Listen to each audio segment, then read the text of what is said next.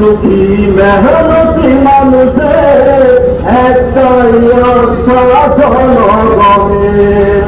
মমিন ভাইকে সালাম, মমিন ভাইকে ওয়েলকাম। পুরো কৃতি সংবাদ মমিন ভাই দেশ বিদেশে সব জায়গাতে আছে যে তার সুনাম। 2024 সালে ছাত্র জনতা গণ অভ্যুত্থানে শহীদ অসুস্থ জুলাই যোদ্ধা ও সাবেক প্রধানমন্ত্রী বিএনপি চেয়ারপারসন বেগম খালেদা জিয়ার সুস্থতা কামনায় মুন্সিগঞ্জের শ্রীনগরে দোয়া ও আলোচনা সভা অনুষ্ঠিত হয়েছে।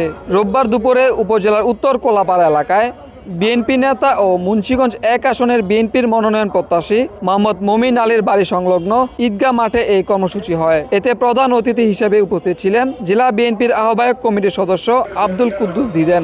বক্তব্যে তিনি বলেন, জাতীয় নির্বাচন নিয়ে ষড়যন্ত্র চলছে। নির্বাচন নিয়ে আর কোনো টালবাহানা বাংলাদেশের মানুষ সহ্য করবে না। মানুষকে ভালোবাসার যে প্রবণতা, মানুষকে শ্রদ্ধা করার, সম্মান করার যে প্রবণতা, আমি পুরাটাই আলহাজ মমিন আলীর কাছ থেকে সারা জীবন লক্ষ্য করেছি। সুতরাং আমি আজকে বলতে চাই, এই সমাবেশ মমিন আলী সাহেবকে আরেকবার এই মানুষের কাছে কৃতজ্ঞতা বন্ধনে আবদ্ধ করলো। কারণ শ্রীনগর এবং সিরাজগঞ্জের অধিকাংশ নেতৃবৃন্দ এই সভায় উপস্থিত, এটা আপনার একটা বাস্তবতা।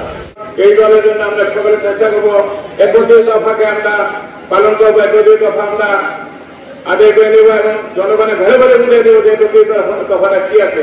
আরেকটি কথা, আমাদের ভারপ্রাপ্ত চেয়ারম্যান তারেক রহমান সাহেব 3টা ক্যাটাগরিতে এবার নির্বাচনে প্রার্থী করবেন, সেটা আপনারা সকলে জানেন।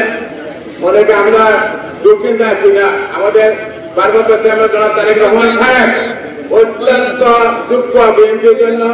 তিনি আগামী দিনে দেশ পরিচালনা করবেন এবং দলের নীতি নির্ধারণ যারা আছেন তারা যাদের থেকে আগামী দিনে যে আমাদের মুন্সিগঞ্জ 1 আসন সহ বা সারা বাংলাদেশে 3টি আসনে নমিনেশন দিবেন, তাদের কাছে চেষ্টা আছে কে কি করছে দলের জন্য, কারা মামলা খেয়েছে, কারা মামলা খায় নাই, কারা নির্যাতিত, সব তাদের কাছে আপনার কোনো চিন্তা করবেন না। আশা করি সেইভাবে ইনশাআল্লাহ আমরা কিন্তু এখনো বিএনপির সাথে আছি। জেলা বিএনপির আহ্বায়ক কমিটির সদস্য ও সাবেক উপজেলা চেয়ারম্যান আলহাজ মোহাম্মদ মমিন আলীর উদ্যোগে এই কর্মসূচিতে মুন্সিগঞ্জ 1 আসনের অন্তর্গত সিরাজদিখান ও শ্রীনগর উপজেলার সকল ইউনিয়ন বিএনপি ও অঙ্গ সহযোগী সংগঠনের শীর্ষ নেতৃবৃন্দ সহ কর্মীরা অংশ নেন। অনুষ্ঠানটি সঞ্চালনা করেন জেলা বিএনপির আহ্বায়ক কমিটির সদস্য দেলোয়ার হোসেন। এ সময় আরও উপস্থিত ছিলেন সিরাজদিখান উপজেলা বিএনপির সাবেক সাধারণ সম্পাদক জসিম উদ্দিন খোকন, যুগ্ম সম্পাদক শাহ আলম, শ্রীনগর উপজেলা বিএনপির সাবেক সহসভাপতি ও রারিকাল ইউনিয়ন বিএনপির সভাপতি আমিনুল ইসলাম কফিল, বাগুকল ইউনিয়ন বিএনপির সাবেক সভাপতি আবুল হোসেন তালুকদার, বোরহানউদ্দিন কলেজের শিক্ষার্থী শহীদ সাইদুল ইসলাম শোভনের পিতা নজরুল ইসলাম প্রমুখ। দুপুর 12:30টায় শুরু হওয়া অনুষ্ঠান বিকাল 3:30টায় বিশেষ দোয়া ও গণভোজের মধ্য দিয়ে শেষ হয়। ডেস্ক রিপোর্ট, আমার বিক্রমপুর।